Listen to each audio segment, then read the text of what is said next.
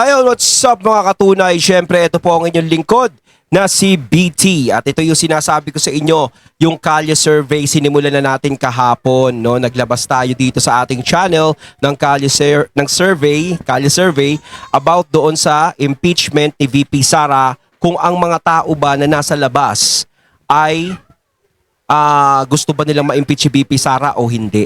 Eto na naman. Gumawa ulit tayo ng survey, no? Nag-survey tayo kung pabor ba sila na ma-impeach si VP Sara o hindi.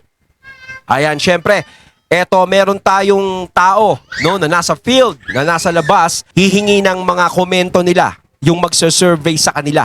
Eto, panoorin natin. Eto, yung kasama natin, si paring Jayan. Ayan. Pasok! Hello mga katunay, ako nga pala si Jayan at nandito po tayo ngayon sa Malabon, Concepcion para mag-survey at hingin po natin ang opinyon ng ating mga manggagawa ukol sa impeachment kay Vice President Sara Duterte, kung sila ba sang-ayon o hindi. Hello po kuya, tanong lang po, Sige.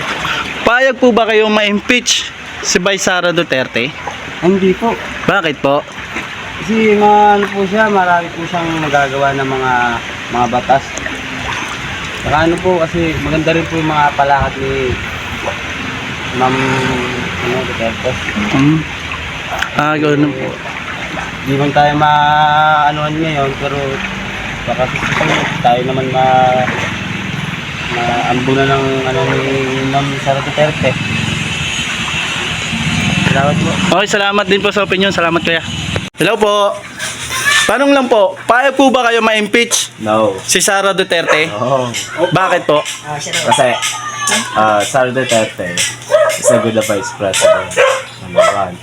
Tapos, ba't kailangan i-impeach si Sara Duterte about lang ba sa budget na and hindi pwedeng dapat kailangan i-investigahan. Kaya, kailangan imbestigahan din yung nakakataas like President Marcos. Tapos hindi lang si Sara, madami namang taong ganun sa mga budget na inaano ng House of Representatives ngayon dahil sa pag-i-impeach si Sara. Kaya dapat si Sara hindi kailangan i-impeach. Dapat lahat i-impeach. Katulad ba't hindi nila i-impeach si President Marcos? Tapos, ba't si Sara na? Kailangan si President Marcos, siya din ang imbestigahan niya.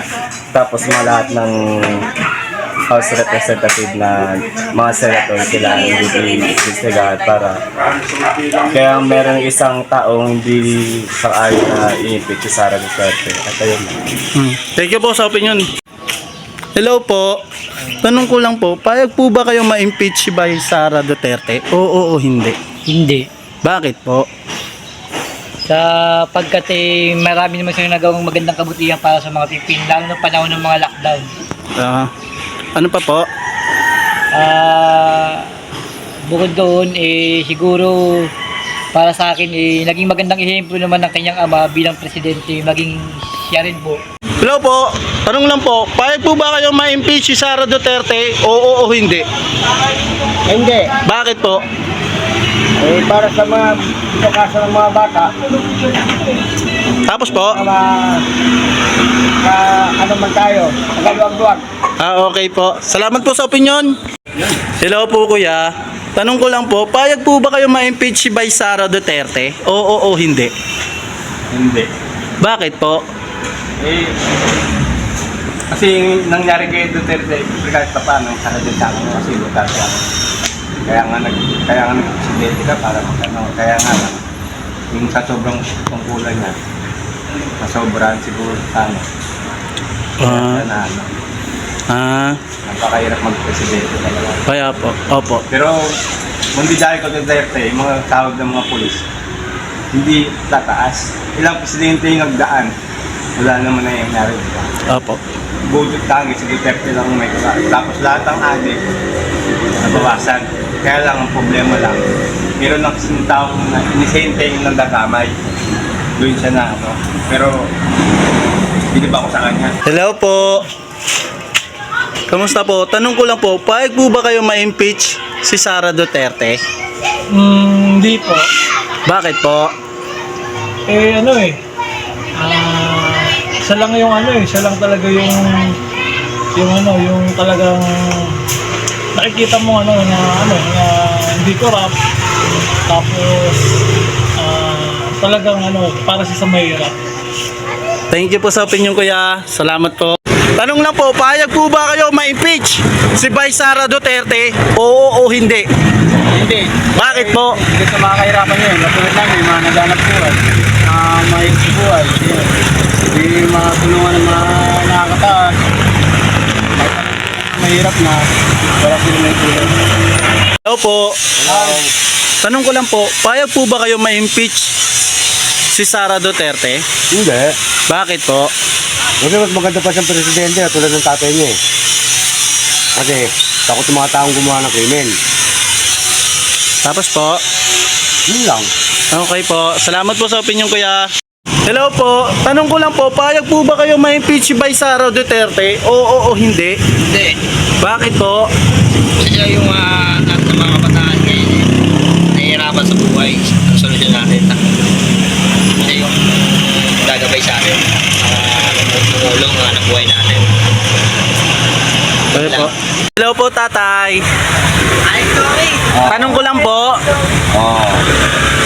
payag po ba kayo ma-impeach si Vice Sara Duterte? Hindi. Bakit po? Vice President yun eh. Okay ba yun? Okay na po yun. Kaya po, ano po opinion nyo? Salamat po. Okay na yun. Hello po, ate. Tanong lang po, payag po ba kayo ma-impeach si Vice Sara Duterte? Hindi naman. Kasi okay naman ang malakad ng mga Duterte. Okay lang, di ba? Wala namang masamang ginawa. Sa pagkakaalam ko, ha? Siyempre, yung iba yung kanilang pananaw. Kaya ako naman, sa akin, okay lang naman ang Salamat po sa opinion. Hello po. Hello, Den. Tanong ko lang po, payag po ba kayo ma-impeach si Vice Sara Duterte? No, dapat ang ma-impeach yung mga walang kwenta sa Senado. Ibalik si Tatay Digong sa Pilipinas. Hello po. Morning po. Tanong ko lang po, payag po ba kayo ma-impeach si Vice Sara Duterte? Hindi po. Bakit po? Siyempre, siyang vice president natin. Dapat ang ma-impeach yung mga yung si Tatay Digong. Yun na. Hello po, te. Tanong ko lang po, payag po ba kayo ma-impeach si Vice Sara Duterte? Oo o hindi? Hindi. Bakit po? Kasi mas marami siyang nagawa nung si daddy niya yung tatay niya. At mas naging safe po noon compare sa ngayon. Salamat po sa opinion. Thank you po. Po, payag po ba kayo ma-impeach si Vice Sara Duterte? Oo o hindi? Hindi. Bakit po? Okay lang.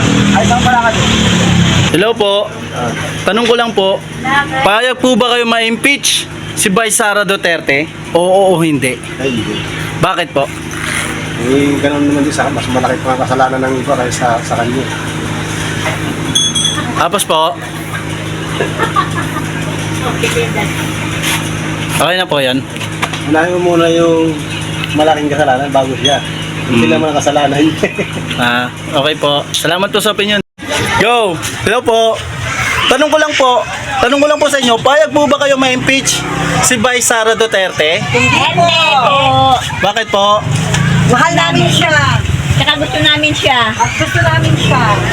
Yun lang. Kayo po? Ano din, mahal ko siya at gusto ko siya. Para sa akin yun Thank you po sa opinion, te. Hello po. Tanong ko lang po, payag po ba kayo ma-impeach si Sara Duterte? Hindi! Hindi kami payag. Payag! Bakit po? Dahil nakakatulong siya. Nakatulong kasi sa akin.